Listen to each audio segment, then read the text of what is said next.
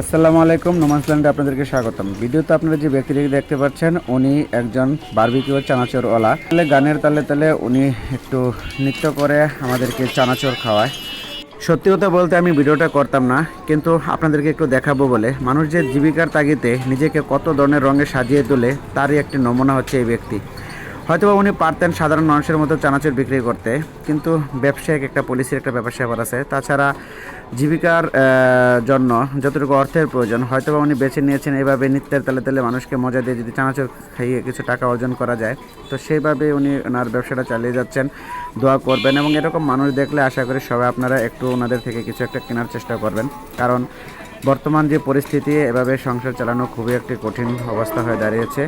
তো আজকের মতো এ পর্যন্ত। যদি আমার ভিডিওটা ভালো লেগে থাকে তাহলে অবশ্যই শেয়ার করে দেবেন।